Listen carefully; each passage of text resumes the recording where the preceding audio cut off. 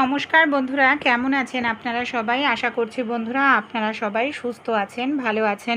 অন্যান্য দিনের মতো আজকেও কিছু ছোট ছোট টিপস শেয়ার করব। আশা করছি টিপসগুলি অ্যাপ্লাই করলে আপনাদের যে প্রত্যেক দিনের কাজগুলো আছে বন্ধুরা অনেকটাই সহজ হয়ে যাবে। চলুন আজকে টিপস দেখে নিই। আমাদের বাড়িতে যে এই ধরনের শলার ঝাঁটা থাকে বন্ধুরা, নারকেলের যে ঝাঁটাগুলো, এই ঝাঁটা দিয়ে আমরা অনেকেই আমাদের বাড়ির ছাদ ঝাড় দিয়ে থাকি, উঠোন ঝাড় দিয়ে থাকি। কিন্তু অনেকটা সময় কি হয়, অনেকটা সময় ধরে এইভাবে ধরে রেখে কাজ করতে গেলে দেখবেন হাত ব্যথা হয়ে যায় আমাদের, আর কাজ করতেও অসুবিধা হয়। তাই একটি কাজ করতে পারেন, হাত ব্যথাও হবে না আর আপনাদের হাতেও কাজ করতে অসুবিধা হবে না। পুরনো মোজা আমাদের বাড়িতে কম বেশি প্রত্যেকেরই থাকে। একটি পুরনো মোজা আপনারা নিয়ে নিন, এইভাবে ঝাঁটাটার মাথার দিকটায় মোজাটাকে পরিয়ে দেবেন। তাহলে কি হবে, ধরতেও সুবিধা হবে, এমনকি কাজ করতে গেলে আপনাদের কিন্তু হাত আর ব্যথা করবে না। তাই ভালো লাগলে আইডিয়াটি একবার হলেও আপনারা কিন্তু ট্রাই করে দেখতে পারেন। আশা করছি আপনাদেরও ভালো লাগবে। বর্ষাকালে অনেক সময় দেখবেন চিনির কৌটো যদি কোনো কারণে বন্ধুরা খোলা থাকে, চিনির মধ্যে ভেজা ভাব চলে আসে, এমনকি চিনিটা গলতে শুরু করে। আর এই যে চিনির মধ্যে ভেজা ভাব চলে আসে, সেই চিনিটা থেকে ভীষণ বাজে একটি দুর্গন্ধ বেরোতে শুরু করে। সেই চিনিটা কিন্তু খেতে একদম ভালো লাগে না। আর চিনিটা দেখা যায় ধীরে ধীরে গলে নষ্ট হয়ে যায়, আমাদের টাকাটাই অপচয় হয়। এরকম সমস্যা যদি হয়ে থাকে আপনারা কি করবেন? মুড়ি আমরা কম বেশি প্রত্যেক বাড়িতেই কিন্তু খেয়ে থাকি বন্ধুরা। এখানে আমি নিয়ে নেব বেশ কিছুটা পরিমাণ, দেখুন মুড়িটা দেওয়ার পর কি করব, এইভাবে চিনির সঙ্গে ভালো করে মুড়িটাকে মিশিয়ে 10 মিনিটের জন্য আমরা রেখে দেব, যাতে চিনির যে মধ্যে ভেজা ভাব আছে মুড়ি যাতে অ্যাবজর্ব করে নেয়। 10 মিনিট পর ফিরে এসেছি। এবার আমরা কি করব, এইভাবে ঝাঁকিয়ে নেব মুড়িটাকে, এইভাবে ঝাঁকিয়ে নিতে হবে মানে চিনিটাকে, তাহলেই চিনিটা মুড়ির থেকে আলাদা হয়ে যাবে। এবার আমি কি করব, এই যে মুড়িটাকে আলাদা করে নিচ্ছি দেখুন চিনির থেকে। আর যে চিনির অনেক সময় দেখবেন আমরা কি করি, বাজার থেকে বন্ধুরা অনেকটা পরিমাণ কুমড়ো কিনে নিয়ে আসি। হয়তো পুরোটা আমরা রান্না করি না, কিছুটা হয়তো রান্না করি, বাকিটা রেখে দিই। কিন্তু এইভাবে রেখে দিলে দেখবেন ফ্রিজের মধ্যেও কুমড়োটা বেশি দিন ভালো থাকে না, খুব তাড়াতাড়ি দেখবেন কুমড়োটা বন্ধুরা নষ্ট হয়ে যায়, এমনকি কুমড়োটা পচতে শুরু করে। তাই আপনারা যদি ফ্রিজের মধ্যে অনেক দিন রেখে খেতে চান, কিভাবে কুমড়োটাকে স্টোর করবেন, কুমড়োর যে ভেতরের বীজটা থাকে সেই বীজটাকে আপনারা কি করবেন, সবার প্রথমে বীজটাকে বের করে নিন। তারপর কুমড়োটা যেখানে কেটেছেন সেই জায়গায় নিয়ে নিতে হবে বন্ধুরা তেল। আমাদের বাড়িতে কম বেশি প্রত্যেকেরই কিন্তু সরিষার তেল থাকে। এখানে আমি দুটো কুমড়োর কাটা অংশ, দুটোর থেকেই এইভাবে বীজটাকে সবার প্রথমে পরিষ্কার করে নিচ্ছি, কারণ বীজের অংশ থেকেই কিন্তু কুমড়োটা পচতে শুরু করে। এখানে সরিষার তেল নেব, কাটা অংশ বীজের জায়গায় সব জায়গায় সরিষার তেলটাকে লাগিয়ে নেব।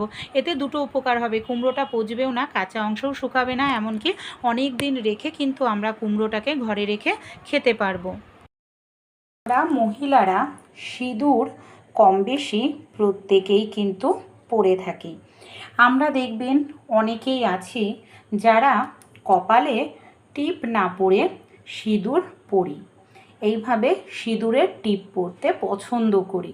কিন্তু এই যে আমরা পাউডার সিঁদুরটা পরি বন্ধুরা, দেখবেন আমরা যখন পাউডার সিঁদুর পরে কোথাও হয়তো যাই, কি হয় তখন ঘাম হয়, আমরা দেখা যায় মুছি, আর এই যে সিঁদুরটা দেখবেন, সিঁদুরটা না ধীরে ধীরে ধীরে ধীরে কি হয়, উঠে যায় পুরো কপাল থেকে। এই দেখুন এইভাবে ঘামের কারণে পুরো মুখে দেখা যায়, মানে সিঁদুরটা আমাদের ছড়িয়ে যায়, উঠে যায়, দেখতে ভীষণ বাজে লাগে।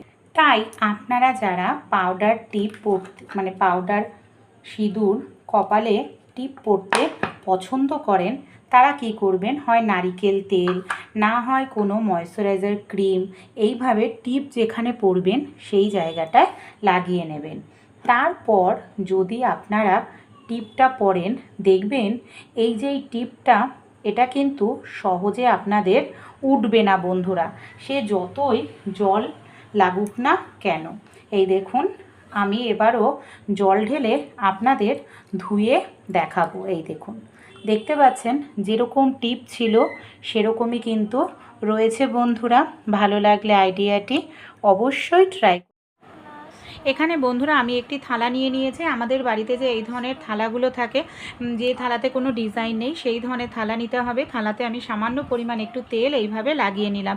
এখানে আমি নিয়ে নিচ্ছি লুচি তৈরি করা লেচি। তেলের সামান্য একটু তেল লাগিয়ে নেব। এবার আমি একটি এমন পাত্র নিচ্ছি যে পাত্রটার তলাটা অনেকটা বড়। এই পাত্রটা দিয়ে হালকা করে একটু চাপ দিলেই সেকেন্ডের মধ্যে আমরা লুচি বেলে নিতে পারবো। কোনো রকম কিন্তু এখানে আমাদের বেলুন চাকির প্রয়োজন পড়বে না। আর এইভাবে লুচি বেললে খুব সুন্দর পারফেক্ট লুচি আমাদের তৈরি হয়ে যাবে। এই দেখুন, বেলুন চাকির থেকেও খুব দ্রুত তাড়াতাড়ি এভাবে কিন্তু লুচি বেলে নেওয়া যায়। ভালো লাগলে আইডিয়াটি অবশ্যই ট্রাই করে কিন্তু দেখবেন। এতে আপনাদের সময়ও বেঁচে যাবে, খাটনিও কম হবে। আর অনেকেরই লুচি দেখবেন পারফেক্ট গোল হয় না, তারাও কিন্তু পারফেক্ট গোল লুচি এইভাবে তৈরি করে নিতে পারবেন। আর যত বড় করতে চান তত বড়ই তৈরি হয়ে যাবে। আপনারা যদি রুটি করতে চান শুকনো আটা ছড়িয়ে নেবেন, তাহলে রুটি তৈরি হবে।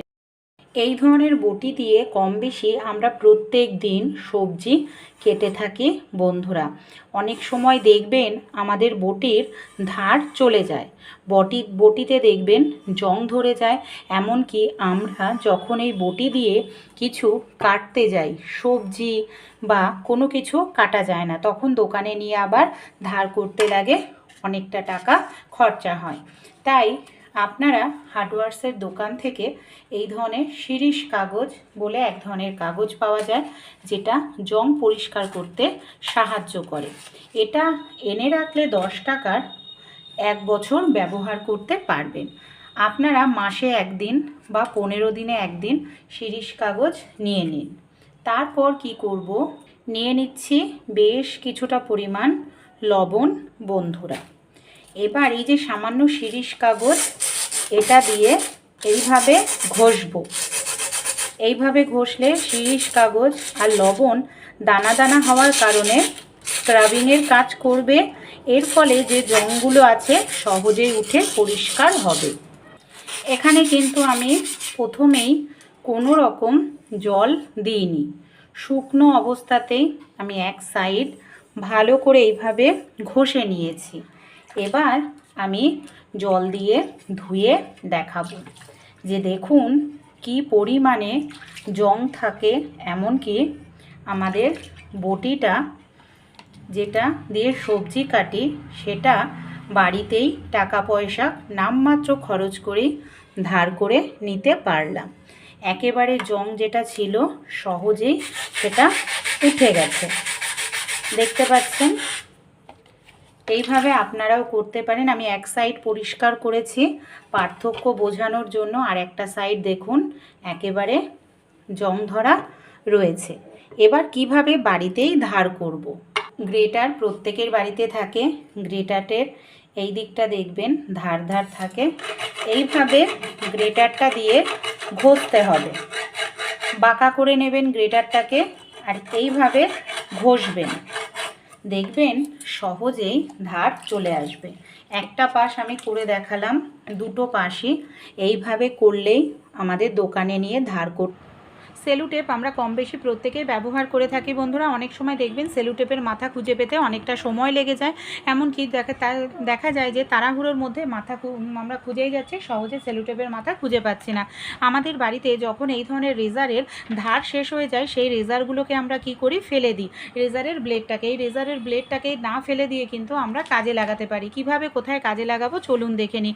সেলুটেপের যেখানে আমরা কাটা অংশটা, সেই জায়গাটায় যদি আমরা বন্ধুরা এইভাবে দেখুন ভালো করে আমরা এই যে রেজারের ব্লেডটাকে আমরা দিয়ে দিই বন্ধুরা। তারপর আমরা এটার সাহায্যে যখন আমাদের সেলুটেপ কাটার প্রয়োজন, কোনো রকম কাঁচির ব্যবহার করতে লাগবে না। এটার সাহায্যেই সহজেই আমরা এই দেখুন এইভাবে সেলুটেপটাকে কেটে নিতে পারবো।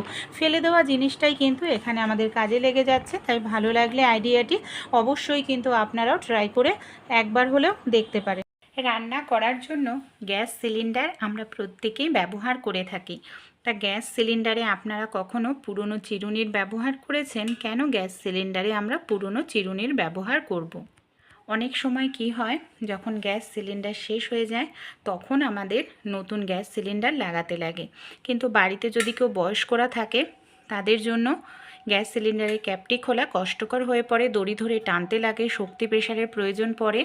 তাই আমাদের বাড়িতে এই ধরনের অনেক পুরনো চিরুনি থাকে, যেগুলো নষ্ট হয়ে গেছে, ব্যবহার করি না, সেরকমই চিরুনির যে মোটা অংশটা এইভাবে দেখুন আমি গ্যাস সিলিন্ডারের ক্যাপের মধ্যে ঢুকিয়ে দিলাম।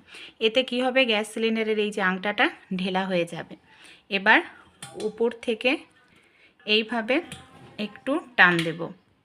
টান দিলেই দেখুন কত সহজেই খুলে গেল। ভালো লাগলে টিপসটি অবশ্যই ট্রাই করে আপনার